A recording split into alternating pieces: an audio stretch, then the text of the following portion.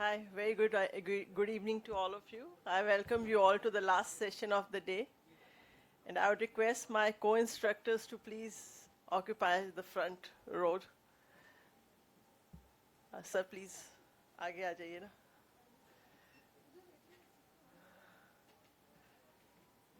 Sir, आगे आ जाइए.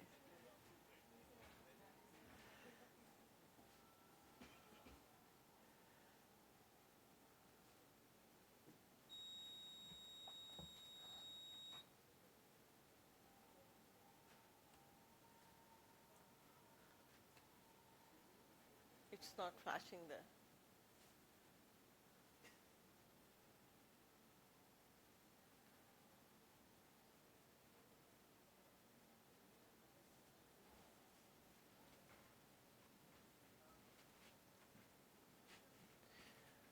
I welcome you all to the instruction course of setting up of an ROP clinic, need of the day. I welcome my co-instructors, Dr. Emma Dogra, Dr. Anil Gangwe, Dr. Parijat Chandra, Dr. Parveen Sen, Dr. Ajay Kapoor.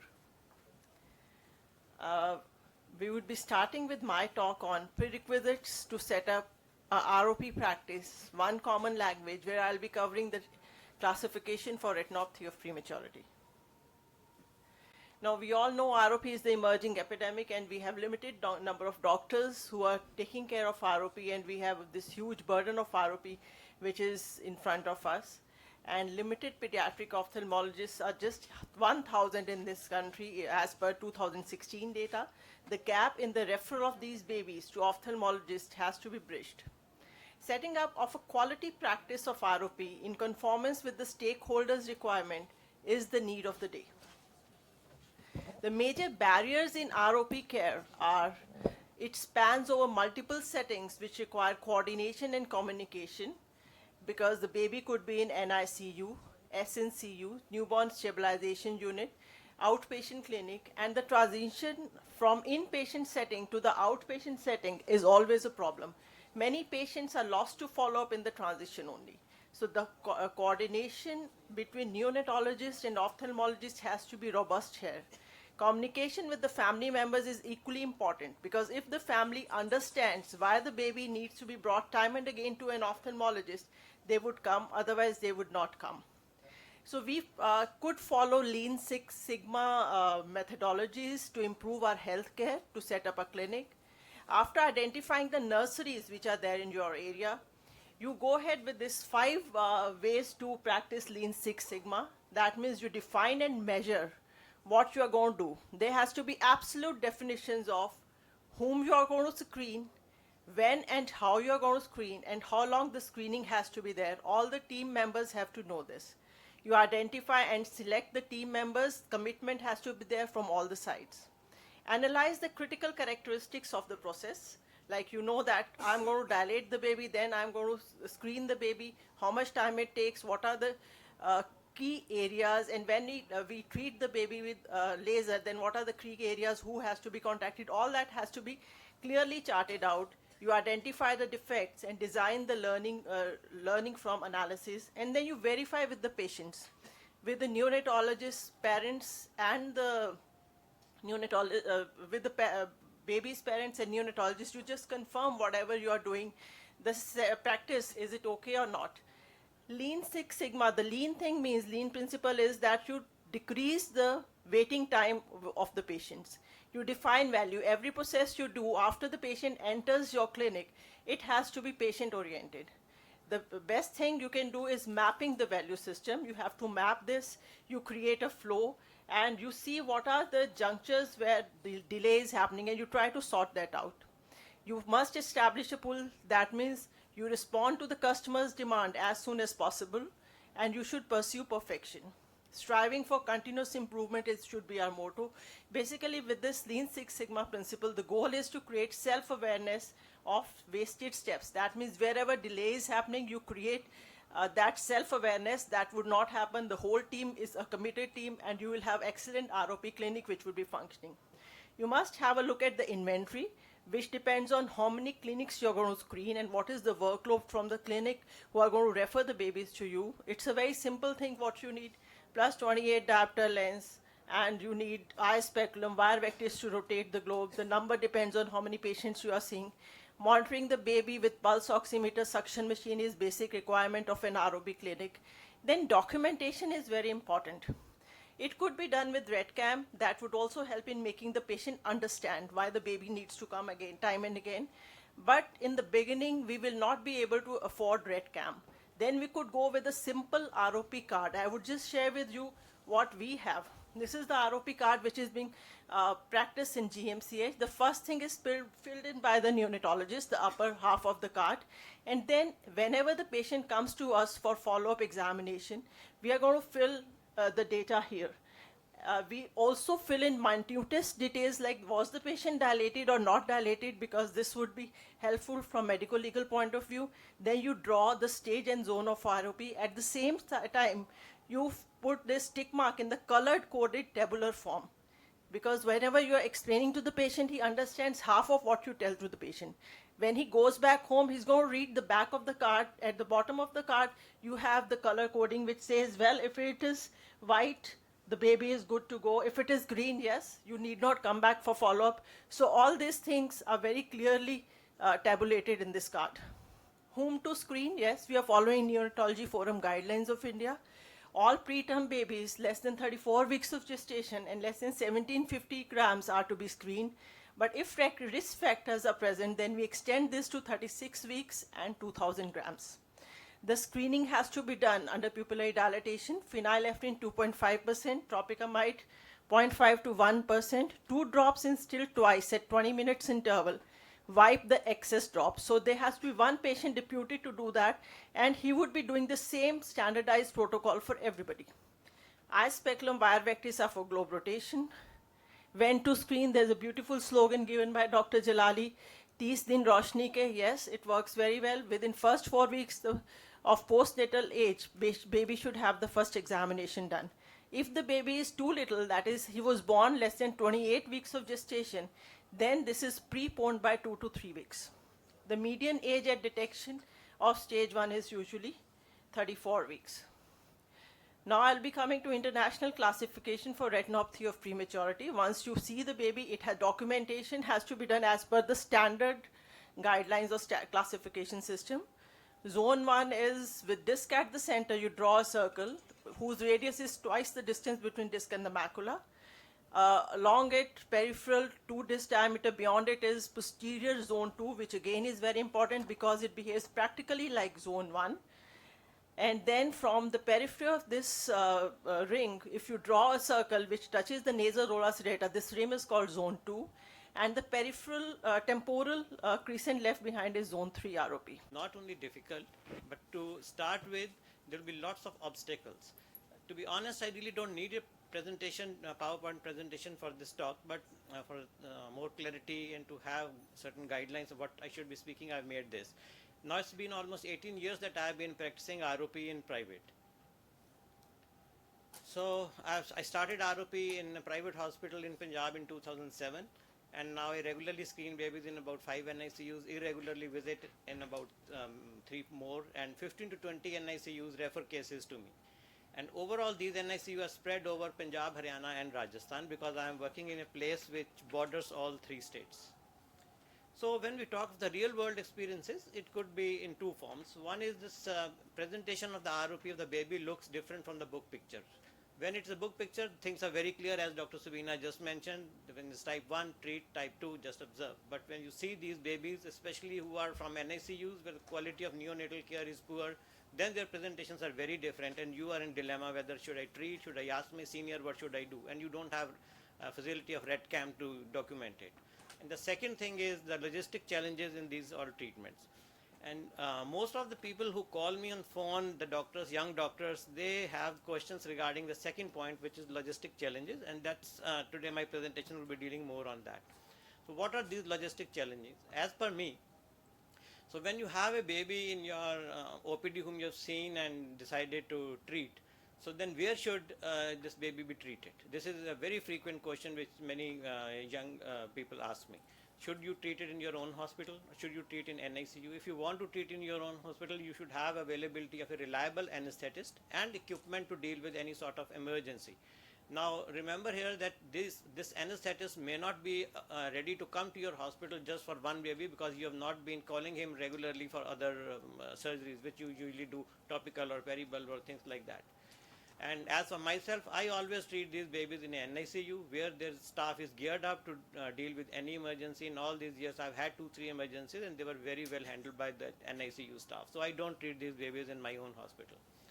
Now, there could also be a scenario when this baby has come from a distant town. The NICU in your own town is not where this baby was from. Now, where do you treat this baby? So again, treat in NICU, local NICU, talk to the pediatrician from whom this baby has come. And sometimes the parents and the pediatrician don't want to pay the charges of this NICU where you're going to treat, because this NICU is going to charge for taking care of this baby. So that let this be the neonatologist's headache from whose NICU the baby has come. Sometimes these neonatologists, they are friends with each other, or he calls up this neonatologist that please waive off the charges, and this neonatologist from where you're treating really does also so. So you just take your own charges. What should be your charges? Make a balanced approach. Don't charge very high, but also please don't charge very low. This is a niche area. This demands a lot of practice, and you have really worked your ass off to learn this. And they should have some respect for what you are doing.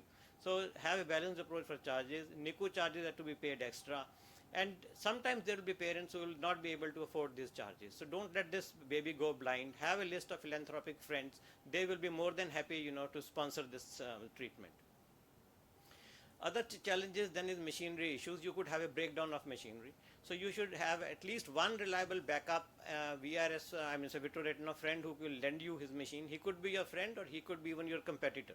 So next time once your competitor asks you that do you have an extra Ozurdex with you today, mine is finished, kindly do lend him, because tomorrow you may need to borrow his machine. So on consent, I'll also be dealing in detail in the next slide, but I get all the consents written fresh every time from every parent. This way they understand better, and medical legally we are on the firmer ground. And once you've done the laser, I believe baby should be kept in the NICU for at least 12 hours. 2 of my babies have had problems while going back home when they were discharged within 4 to 6 hours of treatment. One baby even died, I remember. So the consent should include very, very clearly the consent for ventilation if required. It should include that a child may die because during the procedure, possibility of non-regression or progression of the disease, and further expenses needed if more treatments are required. And also need to go to a higher center, because the parents sometimes raise the issue that you never told us, now we'll have to go to another hospital. So it should also include the chances of refractive error coming up as a child grows up, and the child not being able to follow certain career choices. Only last week there were parents who said that this is my child's decision, that would be when he grows up. I said, okay, then fine, let the child take up the decision. If he is blind, then what will you do? So this is the thing, you should clearly tell them that he may not be able to join the armed forces or aerospace or something like this. And keep these consent papers with you till the time you practice, because they can sue you even later on when the child grows up. So laser, as I told you, since I am going to NICU to do it, my aim is to finish the treatment in one session only, unless and until really contraindicated or not possible. And while I am doing the laser, I always call the parents in to show them what laser is, how it is done, how painstaking it is done. And after the laser, immediately also the baby is shown to them that baby is doing fine.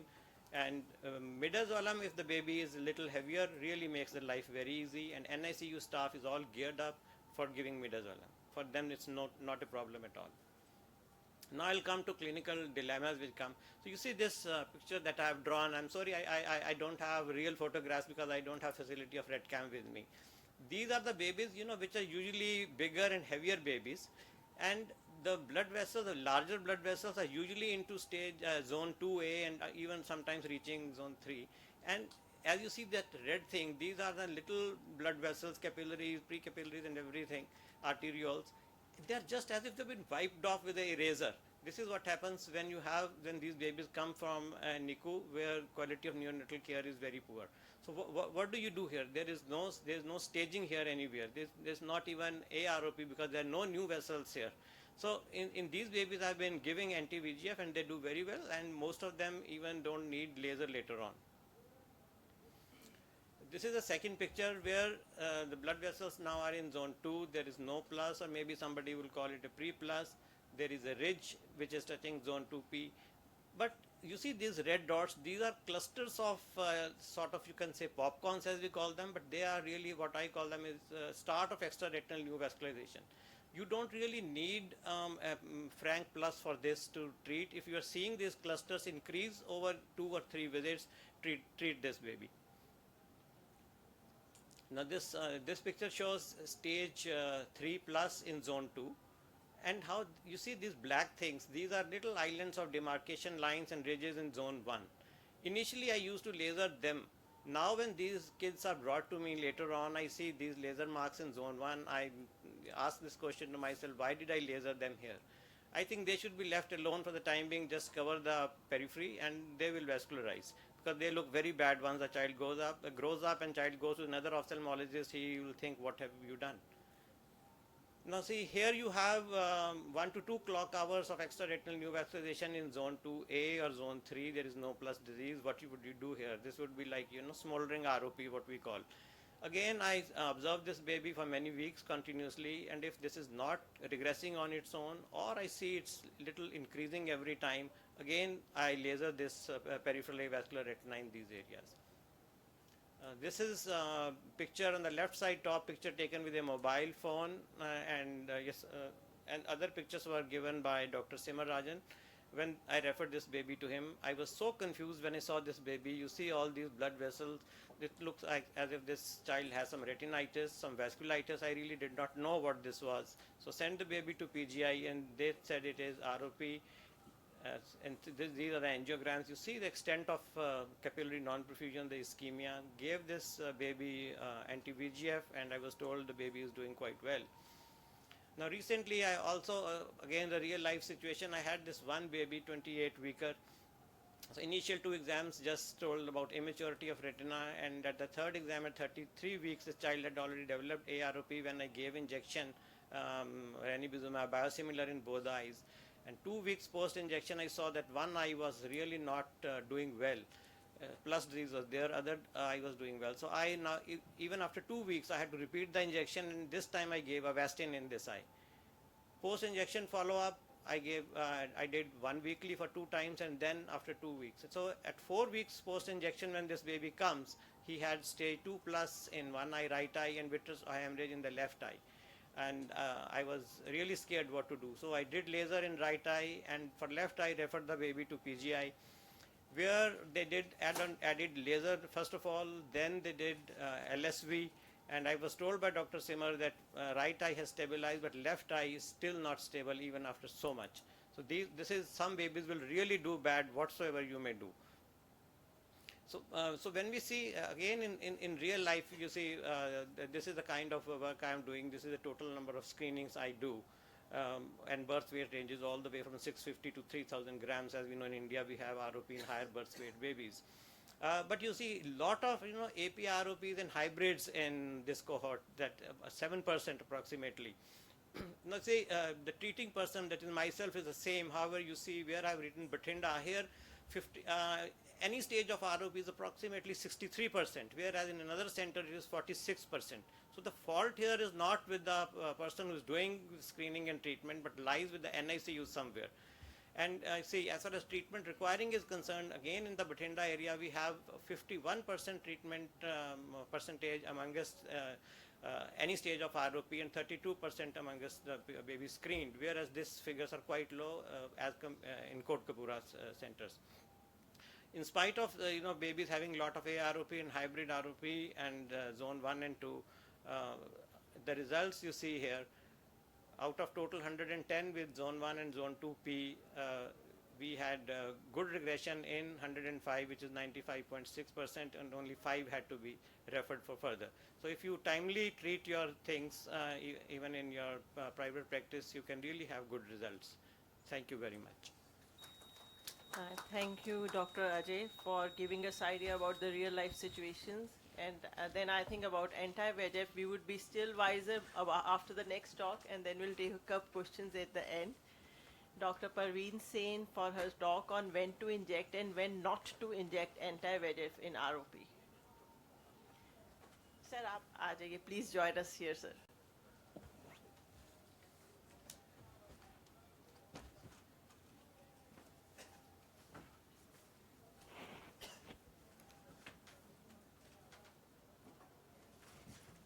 So at the outset, I thank Dr. Subina for having me here, and my job has been made very easy by Dr. Ajay because he has set the tone very nicely as to how to go about treating these babies, and with his experience, I think he's the best person to tell us how to do this screening in a private setup.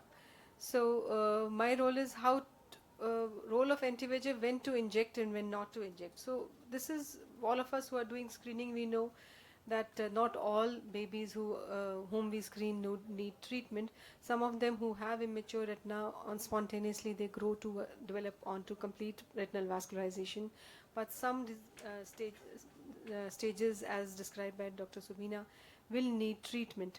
And laser is a very effective form of treatment. Before we go into anti-VEGF, we must know that almost 90 to 96% of the babies can actually respond very well to laser treatment and conventional therapy, and they can do well, and laser is extremely effective in preventing blindness. So why are we talking of anti-VEGF?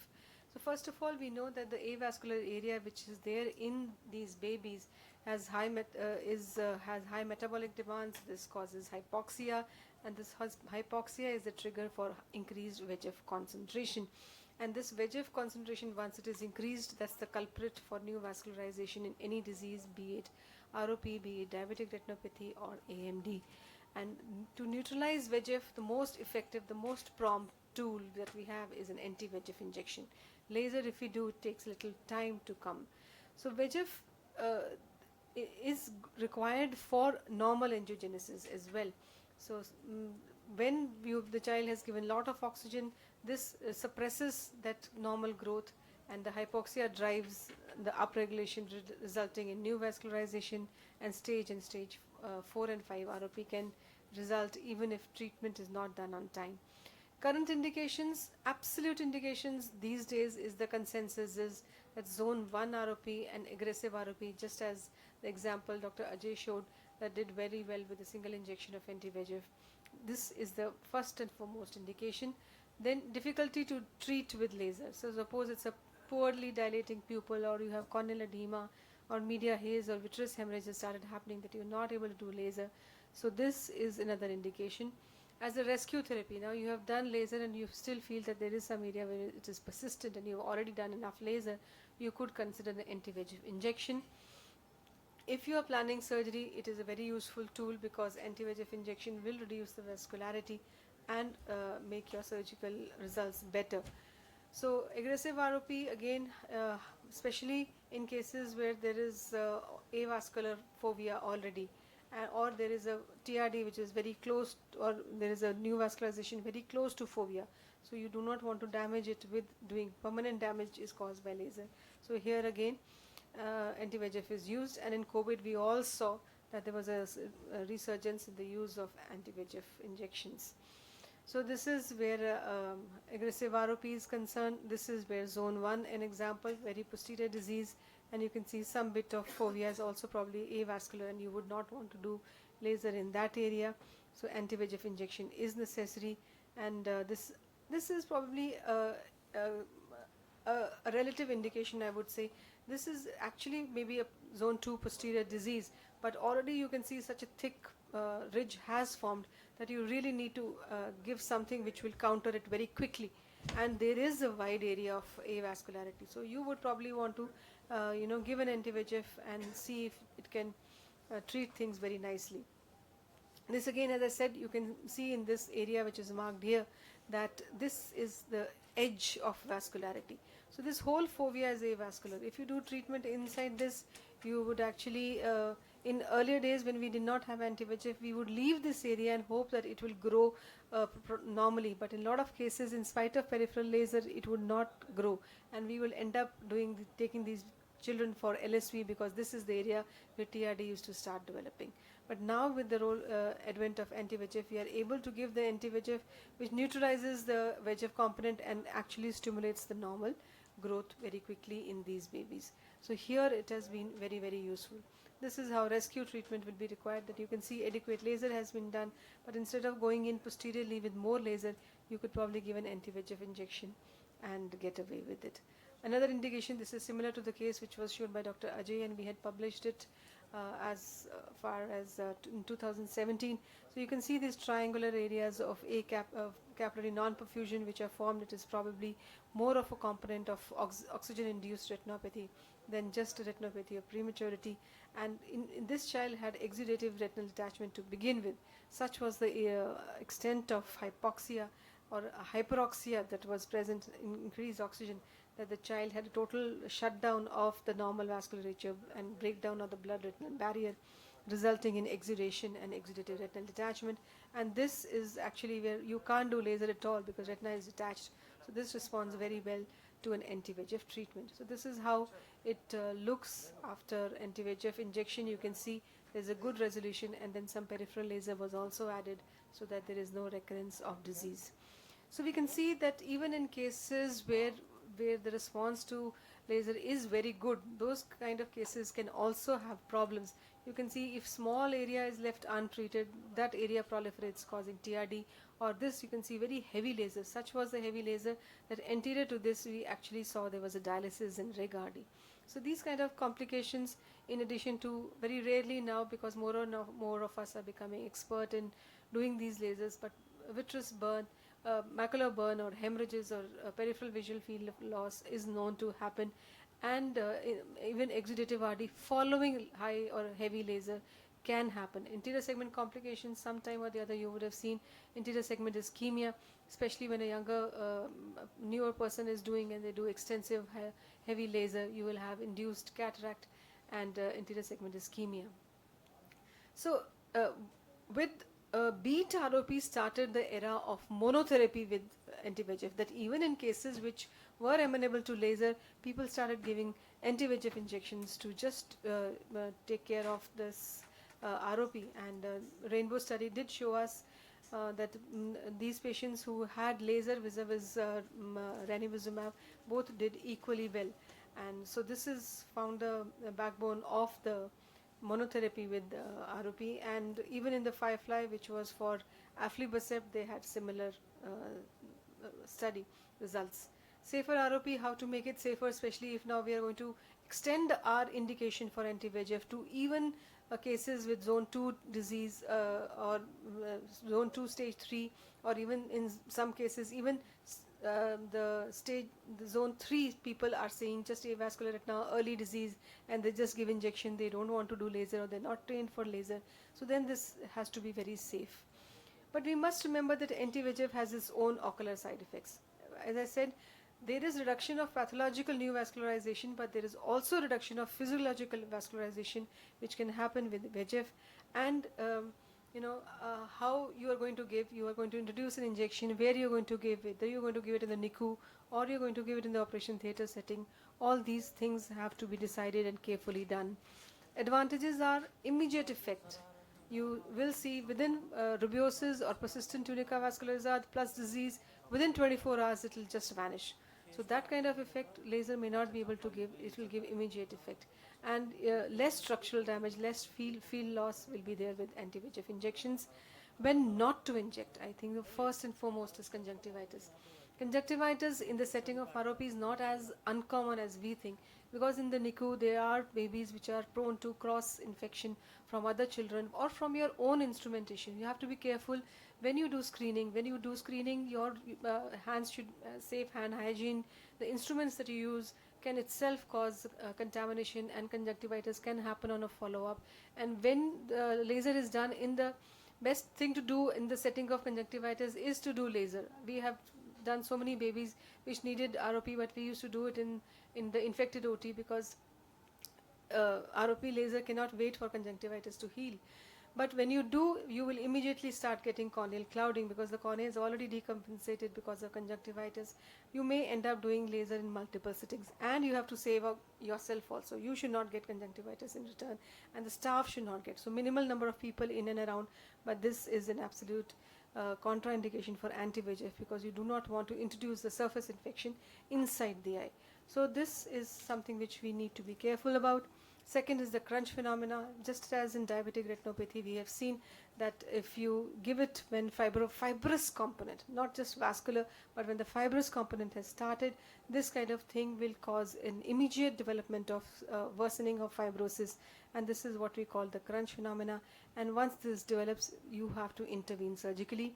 Surgery for crunch phenomena is extremely difficult. It's not easy because now the fibrous tissue becomes very extensive, and just relieving the vitreous vector forces is not going to be enough. You'll have to sit and dissect this tissue. So this becomes a very difficult situation. So this is another example that I had, that the child was given anti-VEGF injection outside, but you see not a single vessel is seen. So this has been recently recognized that it can cause extreme obliteration of vessels. Here you cannot give anti-VEGF again. You have to be careful as to what you have to do, and the only retina which is there is this bunched up white kind of tissue. Rest of it is all avascular.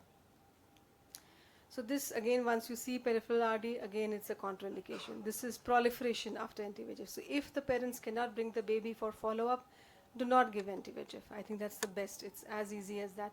If follow-up is extremely important, the recurrence can be, though they have said 8.3, but I think with ranibizumab this can be up to 25 to 40 or even more. So this, as I said, with bevacizumab recurrences are less, but with ranibizumab at 3 weeks, I think all of us know that the disease may come back. And if I say if the disease does not come back, then maybe in the first place it did not need the anti-VEGF, it would have actually done without it. So if it really had a bad disease, it will definitely come back. And then systemic effects have to be monitored. Bilateral injections is a relative contraindication. As per the guidelines, they do not recommend, but I know a lot of people, especially even in institutions, give bilateral injections because you cannot wait. So here when you do the other eye, you have to treat it as the new case altogether, rewash, re-sterile, re-drape, and I would suggest do not give Avastin in that cases, at least if you are giving bilateral. Open another vial of Eccentrics and give both sides. And this is something like if you are combining with laser, again recommendation is not to give on the same sitting, but you could do something like a deferred laser. Parents unable to bring the baby for long-term follow-up is an absolute contraindication. So best is to treat ROP as per the most current recommendations. Keep yourself up to date with it. Take a detailed oral and written consent. Emphasize and educate and counsel for follow-up. And I am a strong advocate for combination therapy. If you are using anti-VEGF, please do follow it up with laser so that you don't have future accidents. Thank you, Dr. Parveen, for very extensive and nice presentation. Thank you very much. Sir, questions to baad mein lenge. I would invite Dr. Parijat Chandra for his talk on key points of ROP stage 4 surgery.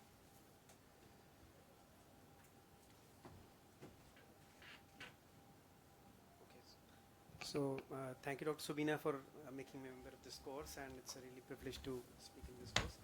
So I'll be talking about the key points in stage 4 ROP surgery. I think there have been very wonderful points from Dr. Ajay's talk, Dr.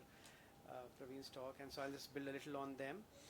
So the key points, I'll just divide into a few key points which newcomers or possibly people who are doing it might find useful. So one is to operate early. So that is, I think, the key thing in stage 4 ROP. If you want to get good outcomes, you have to operate early. So you want to operate when the TR and when it is always a good idea that we have a very good demographic details of the patients. There is no confusion about the first twin or second twin. There has to be certain emphasis has to be given on the anterior segment findings, which will corroborate with the fundus findings of the patient. Then if you are going to follow, then we must follow the ICROP3, where now they are talking about posterior zone 2, and again In absence of ROPs, there are certain situations that you won't have ROP in each and every case. So in that case, it is must and most important that we note the extent of vascularization in such cases, and writing no ROP would not be the appropriate thing to be written there. So if you are encountering APROP, so it would be preferable that we mention the zone of APROP also, because the different zones of APROP would have a final or different kind of outcome. The treatment and option will be different. Then there are certain things which may not be covered in the ICROP as well, but if there are certain things which are directly or indirectly related to the patient care and ROP detail, we should not hesitate to put the extra remarks and put these findings in detail. Then it is a good habit to put the weight, PMA at that visit, or if there are certain histories of low hemoglobin or the baby had received any blood transfusion, these things will help you. And it is very important that we mention the date of follow-up rather than calling the baby after 1 week, 2 week or 10 days. If you are going to call, and preferably we should mention the date in this format rather than the date, month or year kind of format. So there is no way that there should be any confusion to the parents, and it should be there on the paper. Next thing is I think we should either mention the things in a legible handwriting, and if you are not good enough in that, then we should provide a printed summary. That is the best way. That would save your time and your medical legal liabilities also. And whenever possible, or if there are any confusion, as sir was also showing, we should draw diagrams and try to label things. And whenever the option is available, we should try to document things with fundus photographs. And again, in the documentation part, we should use the universally accepted abbreviations rather than plain using words like grade of ROP or fundus is normal, optic disc and macula is normal. Such kind of terminologies in medical literature, they would not be good, and in the court of law they are absolutely against you. Certain things like which will put you in trouble is ROP normal. So that's going to be a problem if certain things go wrong and this case goes to the court of law. And again, whenever we are trying to discharge the patient from ROP screening, it is very important to highlight the things to the parent that the baby will need a long-term follow-up, refraction is required, the baby may have a risk of amblyopia, so you will need to come for regular follow-up. That has to be straight up onto the parents and has to be mentioned on your records. Again, it is very important to provide a written summary to the parents and with your registration and everything, the time and date as per the NABH documentation. If you can do it, it is very good thing. And the last thing, actually Dr. Subhadra has been telling us that very often, that it is the miscommunication between the doctor and parents which will ultimately result in a medical legal liabilities. So counseling the parents is partly, or it is equally or sometimes more important than the process of ROP screening itself. So we must take out some time. We may have number of babies waiting for ROP screening, we may have to visit number of NICUs in a one day, but you must address all the queries of the parents. That will be the best thing, that will be prevention for any medical legal things. And having a good communication with your pediatrician, if there are certain things that we are seeing which are unusual in the baby and they may not be related to the eye itself, we must communicate this to the pediatrician who can help us to rectify this. And treatment part, of course, they have been covered well enough that you should treat in terms of ETROP, and laser remains the standard of care for most of the staged ROP cases, and of course for zone 1 disease anti-VEGF we can talk about it, but treat in presence of plus disease. And if the treatment is, if at all required, it has to be instituted at least in first 72 hours. We should not delay the treatment. While treating these babies, we should take all the possible take care so that there is no hypothermia or risk of hypoglycemia. And actually, if you are good enough, or if you are a beginner, you might be doing good ROP screening, but you may not be well versed with the laser. In such cases, it is always better to refer the baby where you can go for a appropriate treatment rather than some kind of inappropriate treatment. And always mention about the need for follow-up and amblyopia therapy. Again, a word on anti-VEGF. I think much has been talked, but only thing is we should avoid the indiscriminate use of anti-VEGF. We must have very valid indication why we have put or injected anti-VEGF in that particular case. Things where laser may work or equally better, giving an anti-VEGF may put you in trouble. And if you are going for anti-VEGF, take an appropriate consent whenever in English or Hindi. And I think I'll just skip this. Even with the best of the cases, the success rate in ROP management or zone 1 disease may range from 90 to 95%. And with the best of the treatment, things can still develop or they can go wrong, and indication or surgeries may be required. That has to be stressed upon the parents. To summarize, actually we need to follow the preferred practice pattern. We need to update ourselves with newer classification, newer modalities of the treatment. Documentation has to be very thorough, and most important is, if you are doing ROP screening or even VR practice, you should have a good professional indemnity cover, because with all the kinds of management, you can still have a medical legal litigation, and that will need a good indemnity cover. Thank you.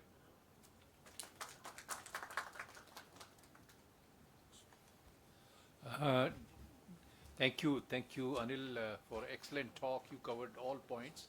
And now Dr. Savina is going to talk about the ROP. Is a passion, so I think there's no denial about that. I think that's how, if ROP is not a passion, then you can't do ROP.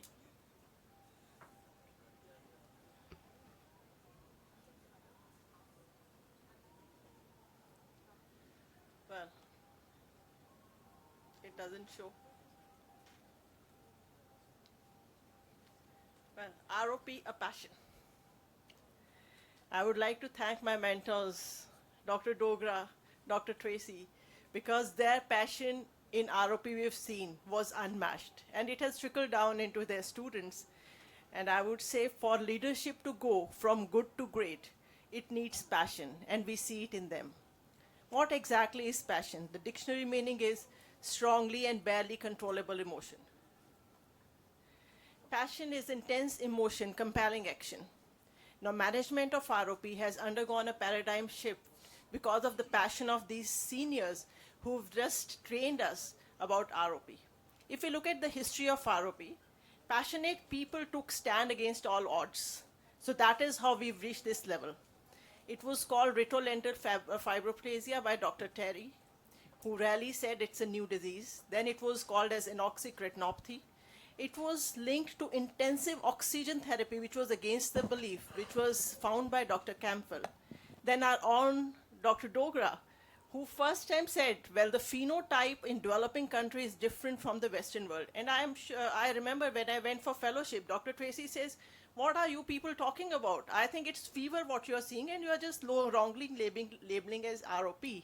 And Dr. Dogra just put his foot down, and he said, no, it is ROP, and now the whole world believed, because I think first time their work was published in 2007, and this was followed by studies from China, then Southeast Asia, that ROP in India develop in higher birth weight babies. And in fact, the guidelines for screening in India were changed because of this only.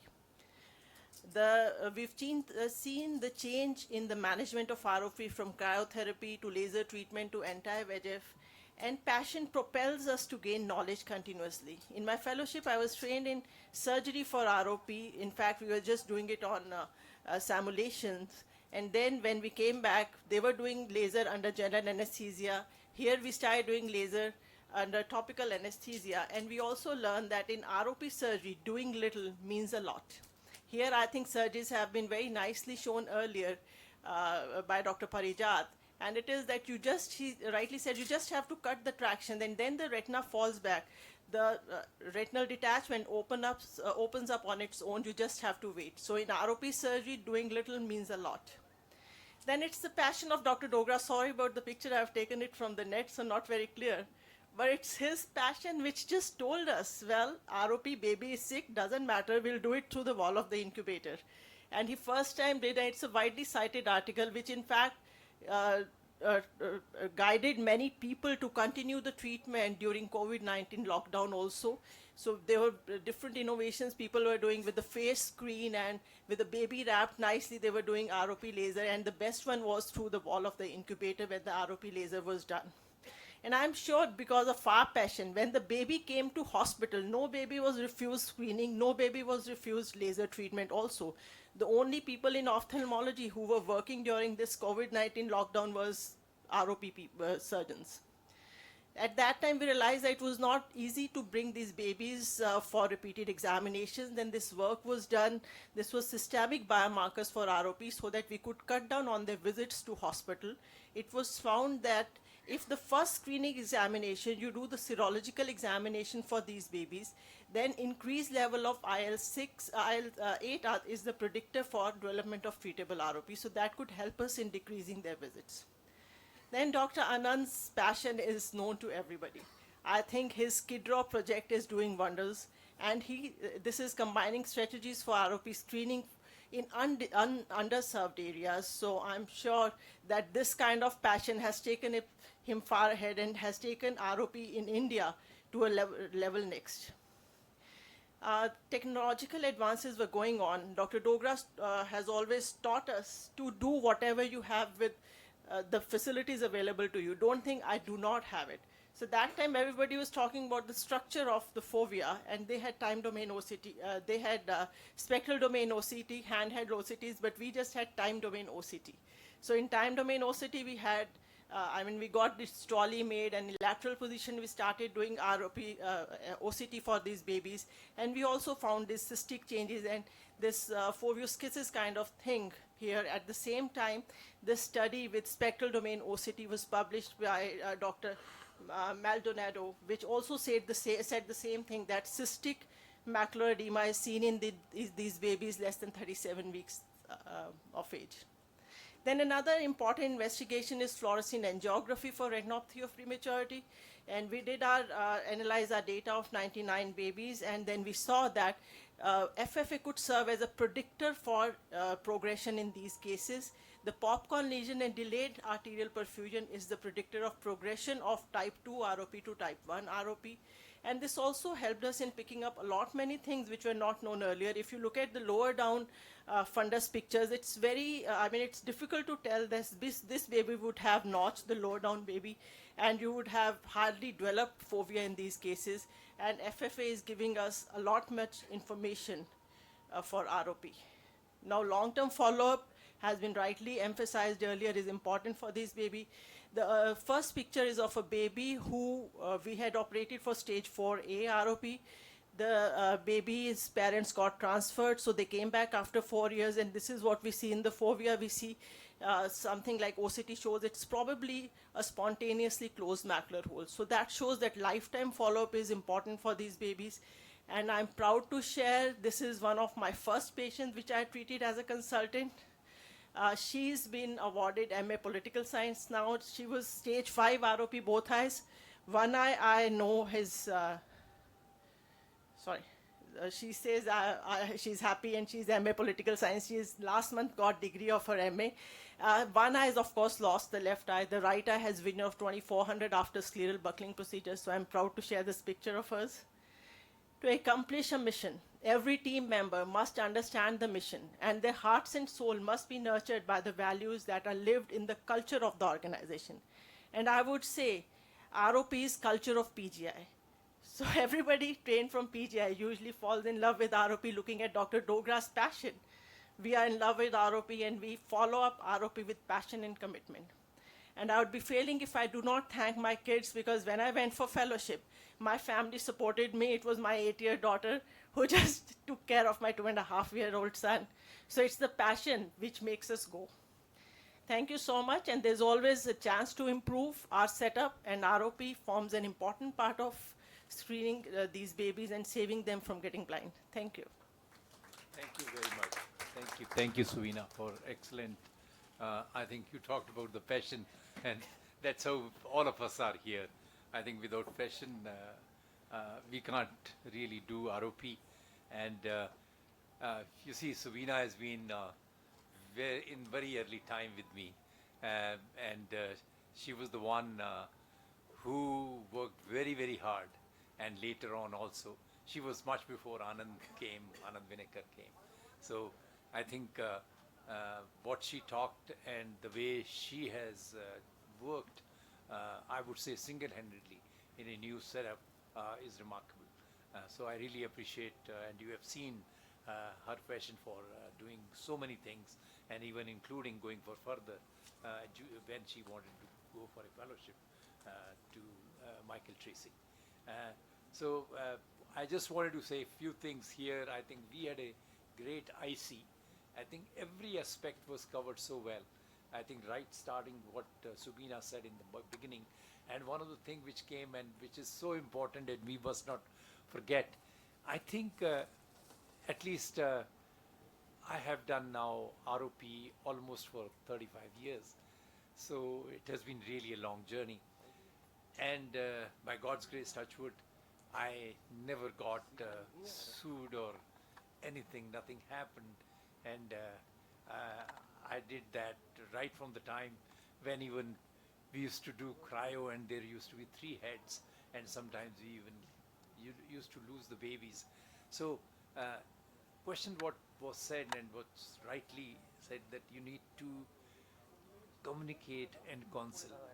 I think if you have that kind of a communication skill, which is required, which is must, and if the parents know, I think there's so many I had, those who ultimately even the child didn't even was able to see, but they were told very clearly that there is this much. You see, always for many things we do surgically or whatever way, that 5% chance is there that everything may be lost, whatever may be done. This is a universal thing and it's not in anybody's hand. But if we try our best and you are with us, I think majority we have a chance that we may be able to do so many things depending on the situation. Don't even show them the sky. If the disease is very severe, you can tell them that what you expect. In case disease is milder, I mean, I have myself now, I think some people were talking to me about that, what Sabina has shown. The cryo children, 2 of them has become doctors. So, I mean, one has been 30 years, and he's doctor's son. So, what I mean to say is that they do very well, or they may not do very well. There are others, they'll have it. So, I think if you counsel them well, and documentation, what I think all of you have shown, that chart. We never had all these cameras.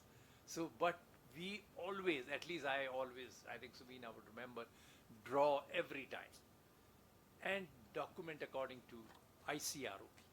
That is what, it should be standardized.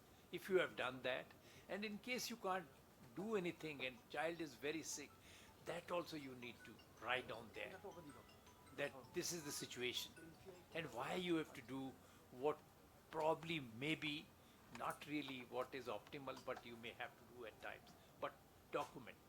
And very nicely, I think Anil has shown that don't write 2 weeks, 3 weeks, 1 week, 4 days.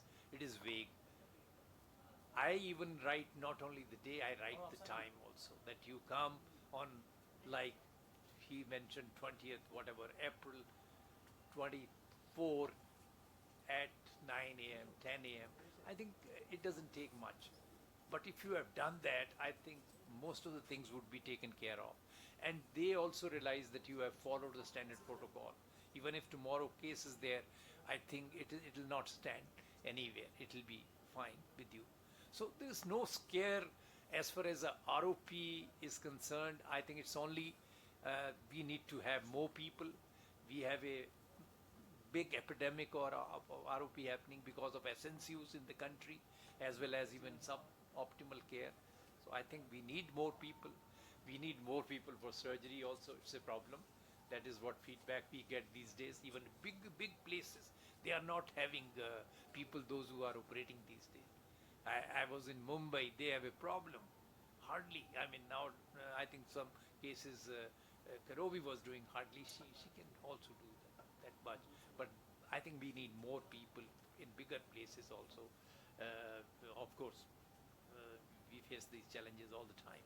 So I think it was a great session, great learning, and especially I have learned all the time sitting with all of you here. And I think whatever we do, document it, even otherwise. I always say, I think Sabina always followed that. If we don't write, if we don't publish, it is of no use. keep on publishing, or you have to do that. And it has to be relevant to your patient, your needs. That is what at least I followed all my life and feel very good that those things are being followed everywhere. So thank you, Suvina. I gave a little longer discourse here, but she wanted me to give a little this thing message in the end. Thank you very much. I think maybe you have some questions or something, anything which is in your mind. Please feel free to ask.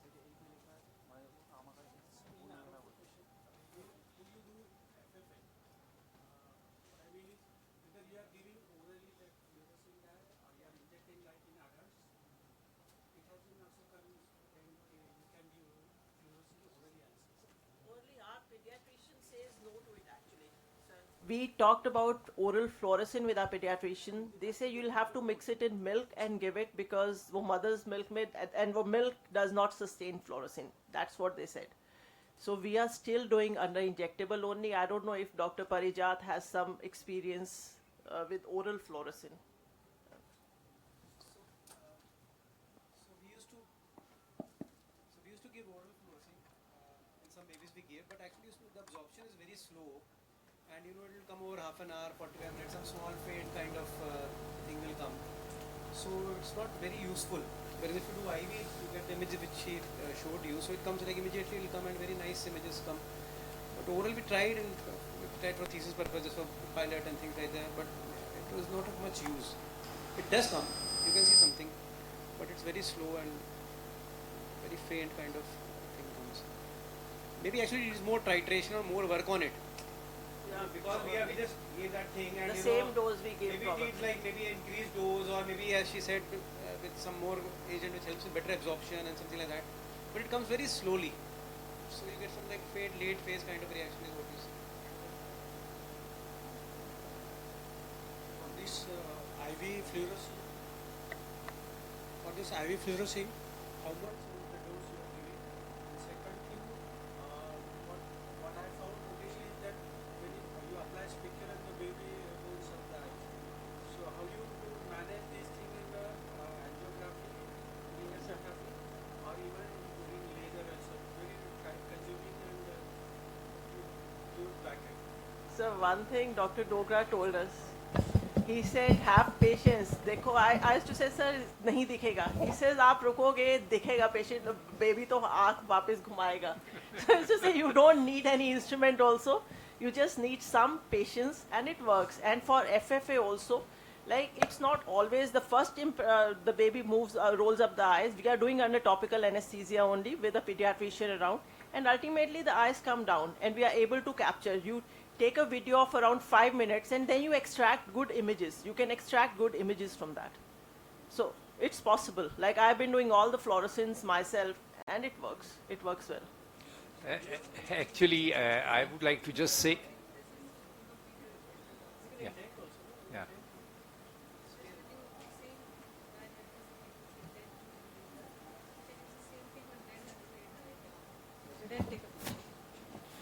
Most of the time, in fact, I have not emphasized that much, but way they have seen me, and I think most people, they may not apply speculum for screening, they may not do indentation.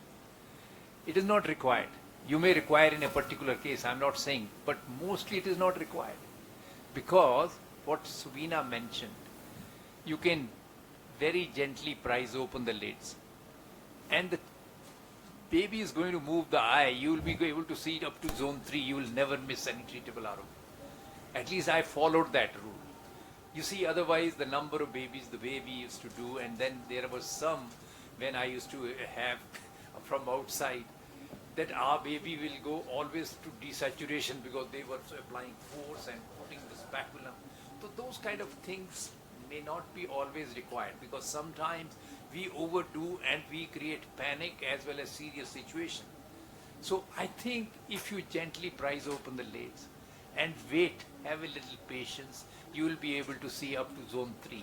If you see up to zone 3, you may not really see that small thing, what is in the periphery, which is of no significance. I think I applied maybe very, very rarely. They have seen that. I used to have 50, 60 baby in every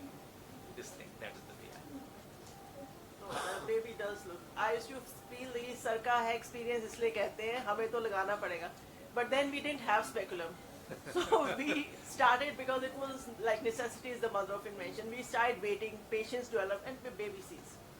So if you have patience, baby takes that. What I found is when I apply speculum, if it retracts forcefully the lids, the baby starts crying. Even if it is sleeping nicely, he will wake up and.